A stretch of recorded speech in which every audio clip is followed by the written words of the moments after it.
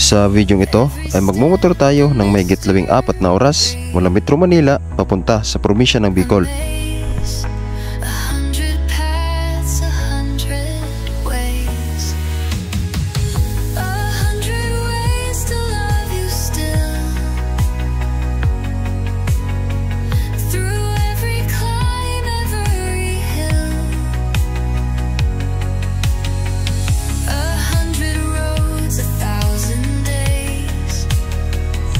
At dadaanan din natin ang iconic na Old Sigsag Road o mas kilala sa tawag na Bitukang Manok na matatagpuan sa bayan ng Atimunan, Quezon.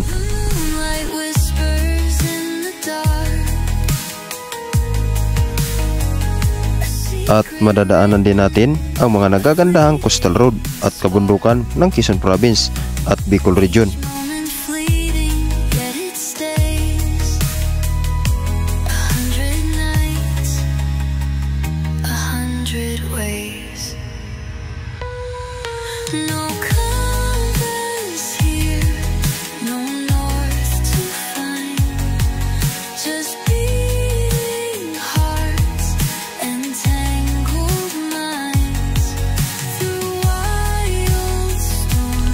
Ano na kaya ang sitwasyon ng daan na ating madadaanan? Tara, samahan ninyo ako muli sa gagawin nating moto adventure papunta ng Bicolandia. Let's go!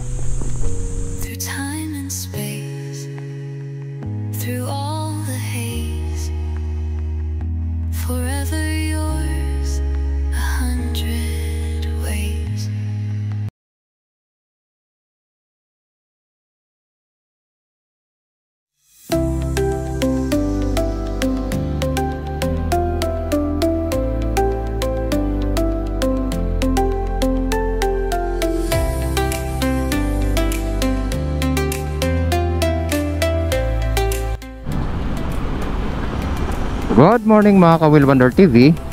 Welcome back sa panibagong episode ng ating Moto Adventure. So ngayong araw ay babiyahe tayo ng malayo-layo dahil uuwi tayo ng Masbate at dadaan tayo sa probinsya ng Bicol. Alright, ang oras natin ngayon ay 1:29 na ng madaling araw at andito tayo ngayon sa Taguig area. Alright, let's go.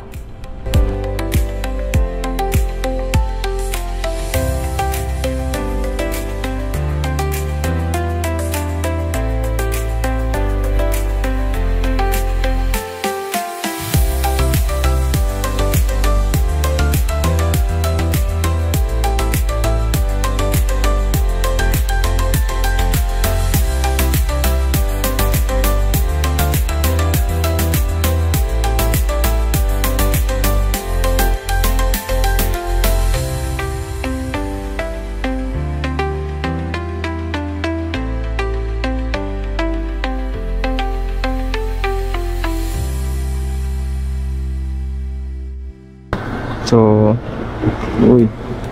andito na tayo sa Santo Tomas, Batangas.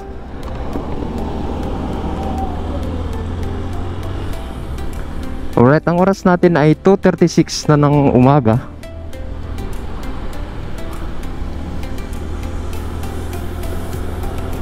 At ang maganda talaga umuwi ng Bicol ganitong oras, 1:00 or 2:00. Kasi napakaluwag ng kalsada at wala ka gaanong kasabay na mga truck or mga busman. Ito yung malupit na kargahan, guys. Tingnan nyo naman, oh. Mas malaki pa yung karga niya kaysa sa sasakyan niya. Grabe, oh.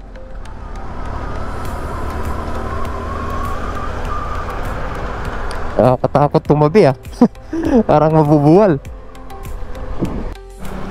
So guys, andito na tayo sa arko ng Quezon Province. Province of Quezon. Alright, let's go. Unang stopover natin dito.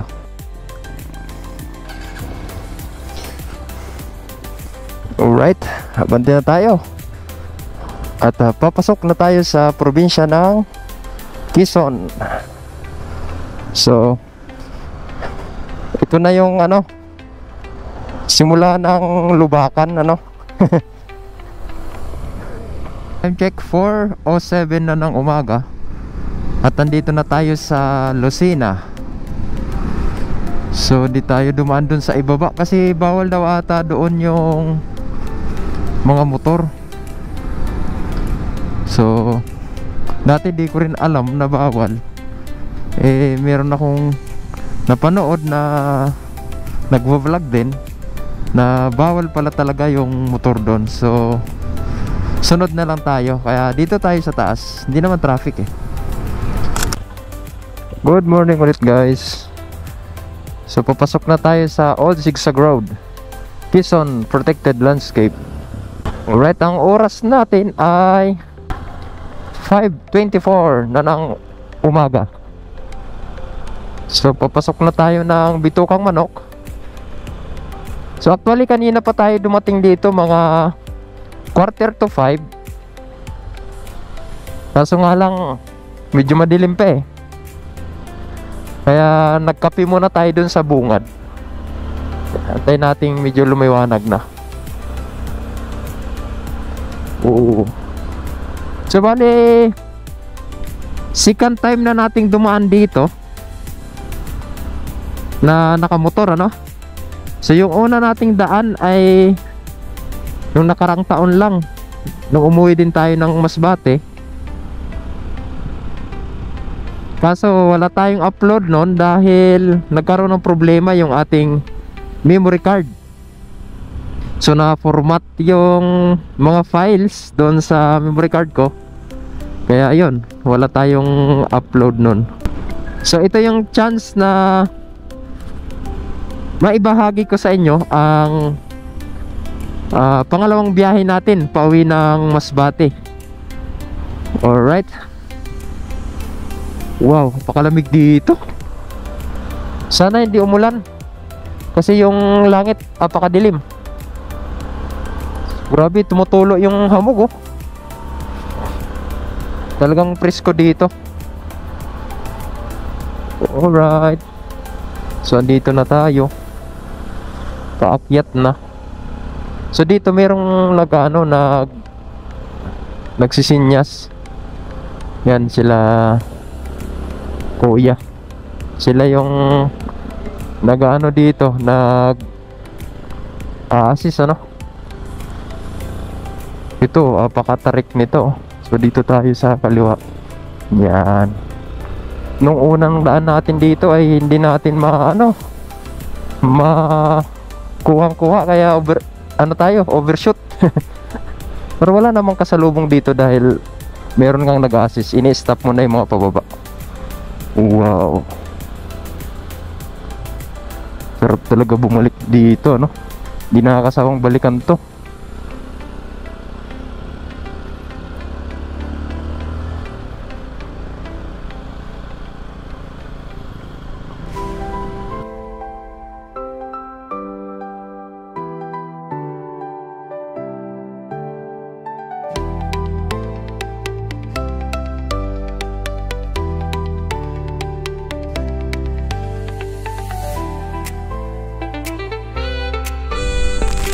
Ito ang Old Zigzag Road o mas kilala sa tawag na Bitukang Manok. Ang makasaysayang daan na ito ay matatagpuan sa loob ng Quezon National Park o tinatawag sa ngayon na Quezon Protected Landscape dito sa bayan ng Atimunan, Quezon. At ito ay paikot-ikot na ruta sa pamamagitan ng Sierra Madre Mountain at idinsinyo ito upang ikonekta ang lalawigan ng Quezon at rehiyon ng Bicol. At ito ay may haba na 5.7 kilometers at itinayo ito sa panahon ng yumaong dating Pangulong Ferdinand Marcos Sr. noong 1969. At sa kasalukuyan ay pinagbabawal ang mga naglalakihang mga truck at mga bus na dumaan dito upang maiwasan ang anumang aksidente sa lugar dahil sa matarik ang daan at matutulis ang mga kurbada dito.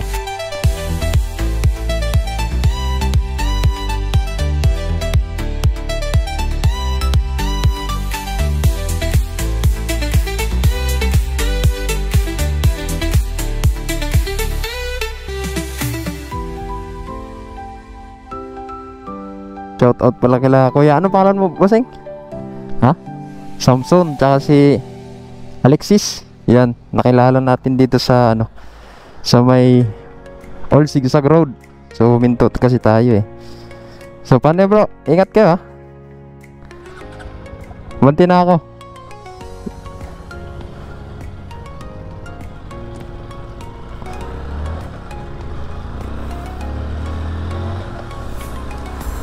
Alright, abanti tayo ulit. Ang oras natin ay 5:53 na ng umaga. Wow, ganda dito talaga oh. Priskong prisko. So shout out kila Kuya Samson tsaka kay Alexis. So uwi daw sila ng Pagkawayan. At nagpahinga din sila doon sa mismong tambayan ng Bituhang Manok. Nagkapi-kapi sila. Alright. So, diretso na tayo. At napapanood ko dito banda ay medyo malubak din eh. May mga parte din na may mga butas-butas eh. Napakalamig talaga dito sa area na to. May nakikita pa nga akong mga hamog-hamog eh. Talagang napapalibutan kasi ito ng malalaking puno talaga. May mga under construction din palang daan dito. So ito yung parke din na pwede kayong kumain. Alam ko dito din yung daan papuntang ano eh, yung Mount Pinagbandirahan. Dito rin ata yung banda.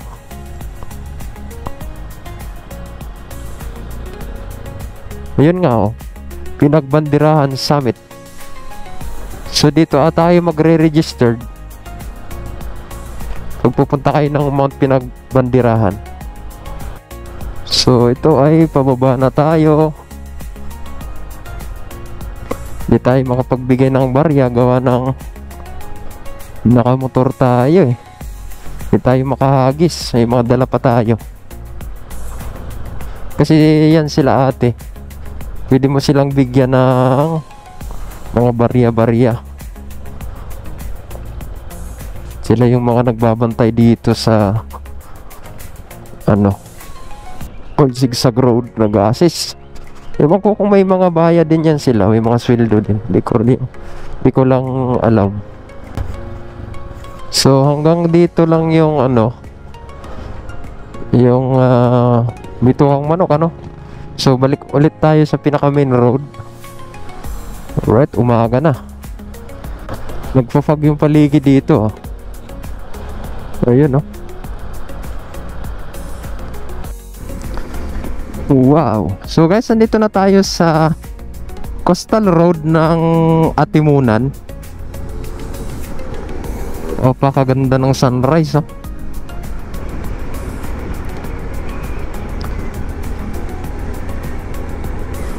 Ang oras natin ay 6:19 na ng umaga. Wow, ganda ng umaga natin guys. So yung exact time of arrival natin doon guys is 1:16. So hapon na tayo makakarating doon sa may mismong Piodoran Port. So andito na tayo sa Coastal Road ng Plaridel, Quezon. Wow, ganda oh. Doon ang view dito ah. So papasok na pala tayo ng Gumaka. Ito may signage na ng Gumaka oh. Ang daming nag-i-standby na truck dito. So dito ata yung may sirena eh.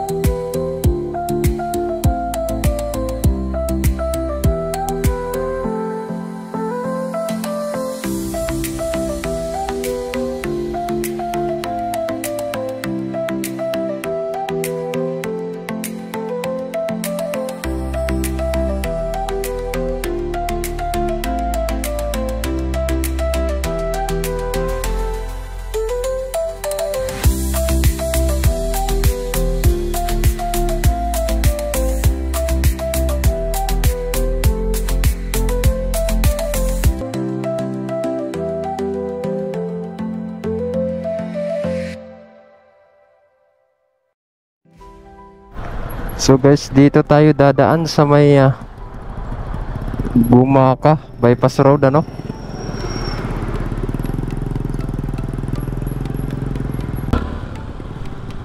Alright.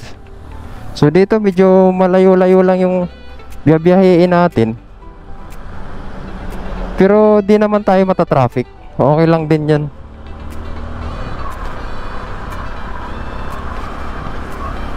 At medyo matarik yung dadaanan natin dito. Ganda ng daan dito, makinis. Ganito sana. Hindi katulad dun sa mga dinaanan ko na ano, grabe. Talagang tagtag eh. Kaya nga chinecheck ko palagi yung plaka ko dahil nung nakarang uwi natin, yung temporary plate ko ay nalaglag sa sobrang tagtag. Pero meron pa tayong dadaan ng mas malala dito bandang Calawag papuntang Tagkawayan at Ragay. Yan sigurado. Ang ganda ng daan dito, tsaka bira lang yung nadaan ng mga sakyan. Yun nga lang, matarik. Napakatarik. Pero at least dito di tayo dadaan sa mga lubak-lubak. At saka hindi tayo matatraffic. Ganda ng view dito. Overlooking, ganda. Dito rin pala nadaan yung mga malalaking truck. Tsaka marami din nagpapahinga ng mga trucks dito. Doon nga sa pinaka taas ay merong kainan. So, napakasolid ng view. Overlooking.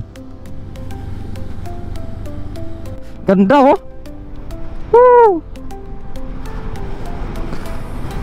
Tanggal ang pagod sa biyahe pag ganitong view yung makikita mo. Tsaka yung daan na madadaanan mo. Ganda.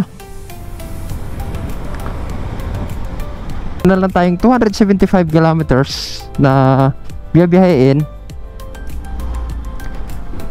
na may layong 6 hours and 31 minutes. So ang estimated time of arrival natin doon sa port ay alas 2 na. So hindi masusunod yan dahil syempre may mga stopovers tayo na ano, syempre kailangan natin magpahinga at ipahinga din yung motor natin. So ang loading pa naman ng barko natin ay alas 5 ng hapon at ang alis sa mismong Puderan Port ay alas 7 ng gabi. So aabot pa natin to kahit jabog-jabog lang tayo o ano lang, chill-chill lang.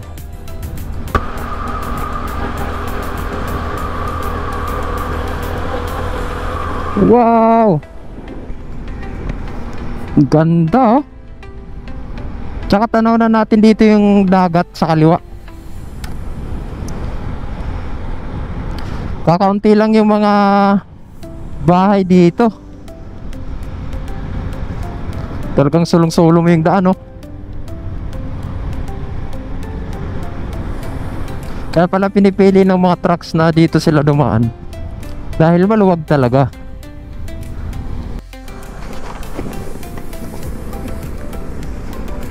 So ito pa rin yung mga ginawang poste dito sa Lopez, ano. Nung huli kong punta eh ganito pa rin. Parang wala namang nagbago. Hindi pa rin tapos. At dito ay sira-sira din talaga ang daan. Grabe. Ba't kaya nilagyan ng ganyan? Siguro nabaha dito pag maulan, ano. At may tulay nilagay. Oo, grabe lubak. Umpisa pa lang to. Di pa tayo naka daan ng Calawag. Tsaka ano, Tagkawayan. Time check, 8:25 na ng umaga. At andito na tayo sa bayan ng Calawag, Quezon. Alright, so andito na yung grabing lubak. Pag naka 4 wheels kayo at uwi kayo ng Bicol, ay asahan nyo na talagang madidelay yung biyahe nyo. Gawa ng daming kalsadang ginagawa. Grabe oh, ginawa na lang paradahan yung gitna. Napakadaming butas-butas talaga. So guys, ang oras natin ngayon ay 9:19 na ng umaga. At andito na tayo sa Arco ng Bicolandia. Yan o, gateway to Bicolandia. So meron pa tayong 222 kilometers, 5 hours and 6 minutes. Alright, abante tayo. Let's go. Pasok na tayo ng Bicol.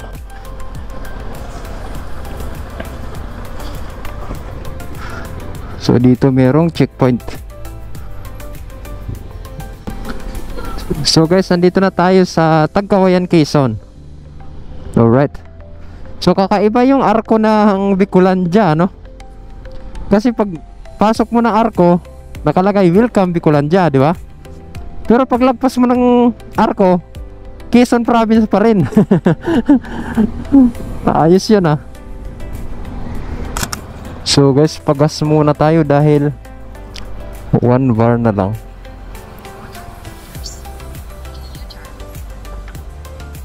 So guys, katatapos lang natin magpagas up sa may Petron dito sa Tagkawayan. Ang unang gas up natin dun sa Taguig ay 355 full tank. At second gas up natin dito sa may Tagkawayan na. Kasi nag 1 bar na eh. At naggas tayo ng 341. So nasa mga kulang-kulang 700 na yung nag-gas up natin. So tingnan natin kung hanggang saan itong pangalawang full tank natin.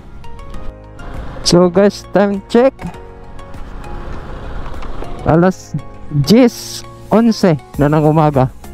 At andito na tayo sa bayan ng Del Gallego. Alright, medyo umiinit na. Ganda ng view dito oh. Ginagawa yung kalsada sa gitna.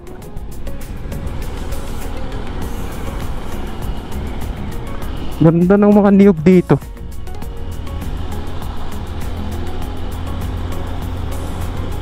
Hindi ko napansin kanina yung lubak na malaki ah. Nalubak ako, gulat na gulat ako ah. Hindi ko nakakita yun ah.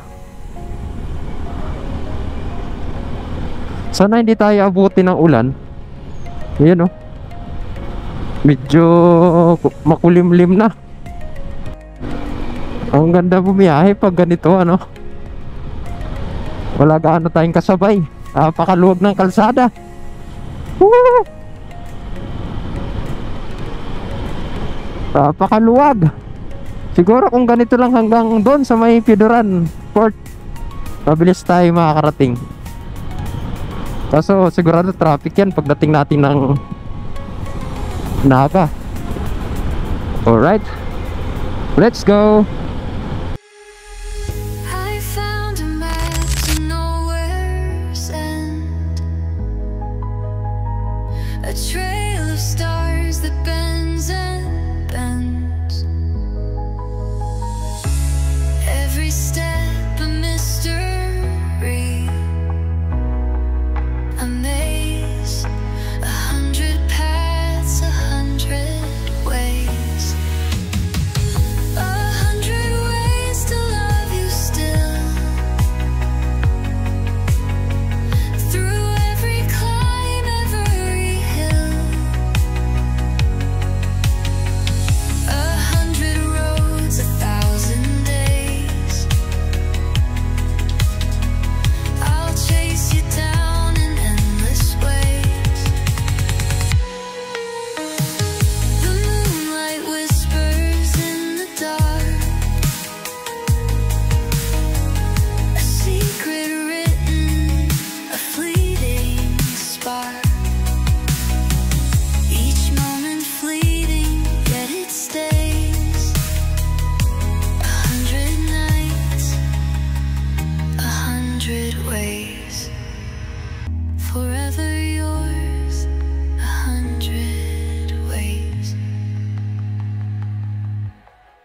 So guys, time check 11:25 na ng umaga at andito na tayo sa bayan ng Ragay.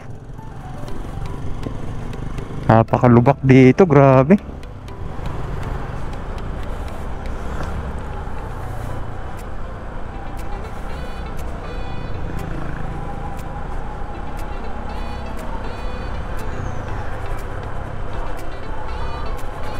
Oh. Grabe oh.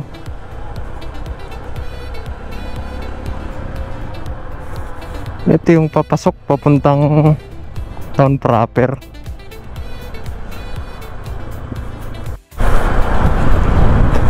Ginagawa na yung tulay dito. Parang pinapalaparan.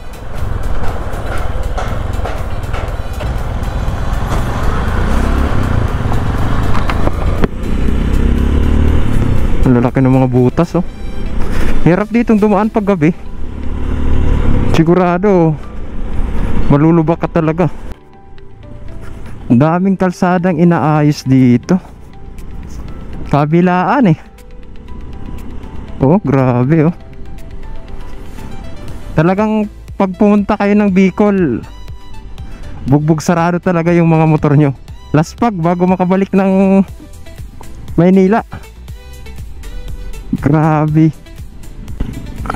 Sumakit na yung puwet ko ah. Grabe tagtag. Grabe yung daan dito sa may parting Lupi. Napakasira-sira talaga. Oo.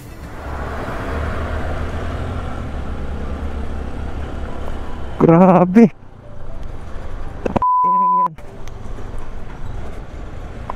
Wow. Daan pa ba ito? Napakalula. Wow.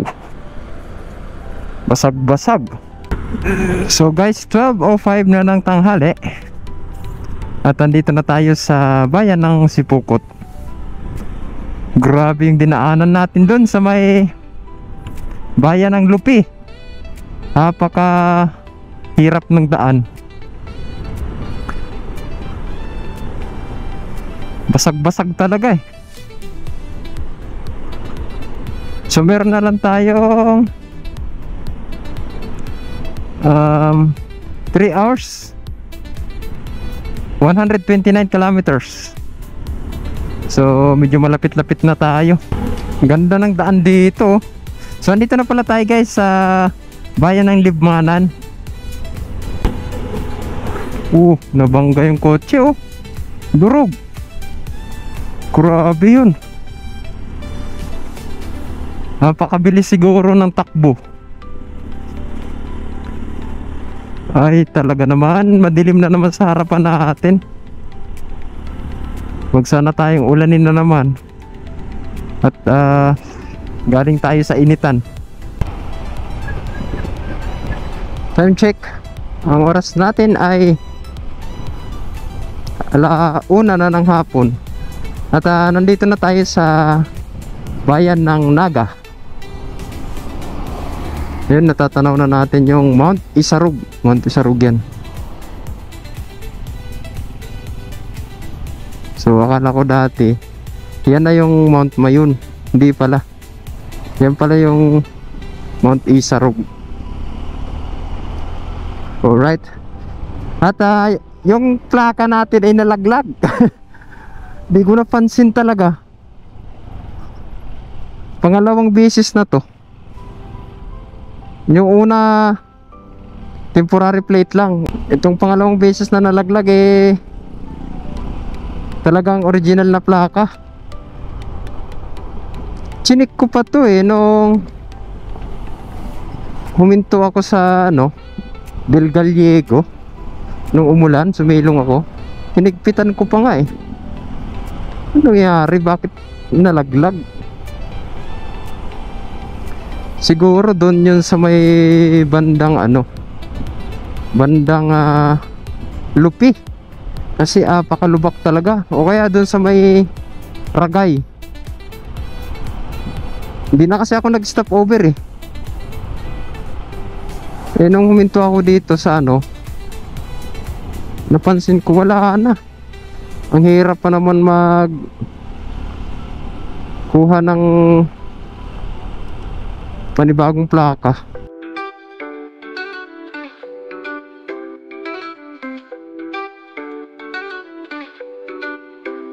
Walking in the daylight, shadows play their part. Looking for the starlight to fill my restless heart. Dancing in the moon glow, feet barely touch the ground. Changing with the river flow, in this rhythm I'm unbound. Soul switch, flip the beat, heart pound, take the lead. Feel the pulse under your skin, let the soul switch begin. Dreaming in the night mist, whispers in the breeze, losing all the tight grip, find the strength to seize.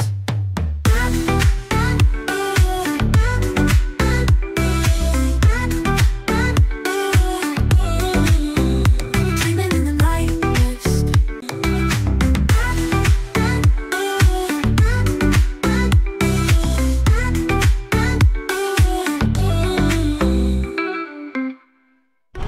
So guys, time check, 2:15 na ng hapon. At nandito na tayo sa Albay. At total maaga pa naman. Naisipan ko na dumaan sa Kamalig Bypass Road. So titingnan natin kasi nakikita ko maganda daw yung view dun eh. So daanan natin ngayon. Malapit lang naman na, sayang naman. At pagkatapos natin doon ay didiretso na tayo papunta ng Piodoran Port. At alas 5 pa naman yung loading ng barko na sasakyan natin. At alas 7 na yung alis. So kaya natin habulin yan. So dadaan tayo ngayon ng Kamalig Bypass. So meron na lang tayong layo na 30 kilometers. So malapit-lapit na tayo. Alright, let's go.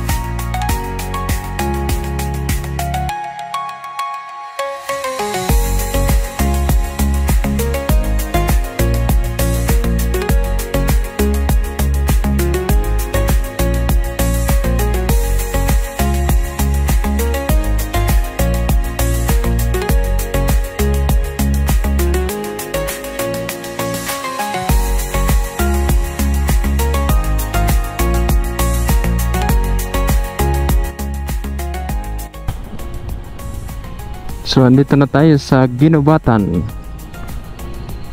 Ganda ng simbahan na yan, no? Yun, no?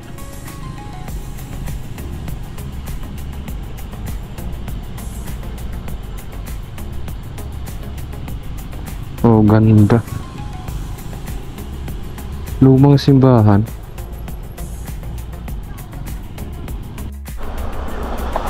Oh, laki ng sardinas, oh.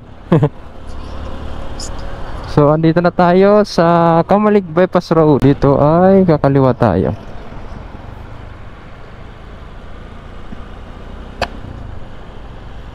Wow, ganda nga.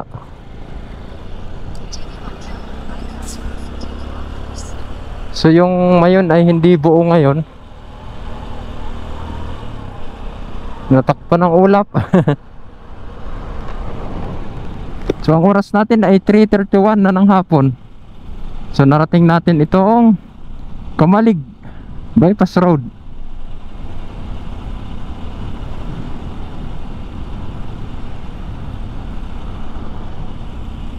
Ganda.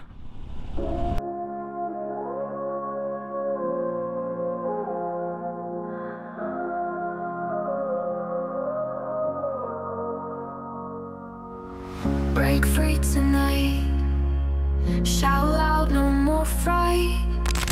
Flames fall in the night, feel the power might. Stars shine overhead, lost fear, it's all dead. Unleash what's been said, forge the path ahead. Time to break the chains, feel the freedom reigns. Scream and feel no pains, we conquer the plains. Shadows disappear, strength is crystal clear.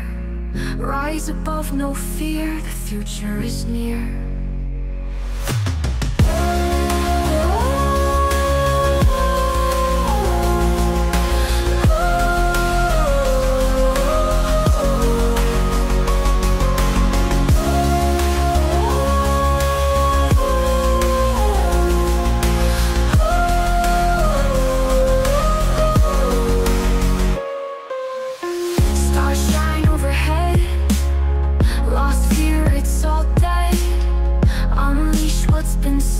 Forge the path ahead.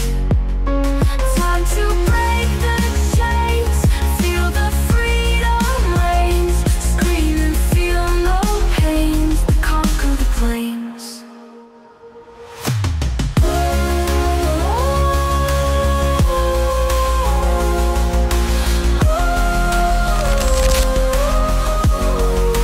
Shadows disappear, strength is crystal clear. Rise above, no fear, the future is near. When beneath our wings, echo as we sing. Feel the freedom ring, life is everything. Time to break the chains, feel the freedom reigns. Scream and feel no pains, we conquer the plains.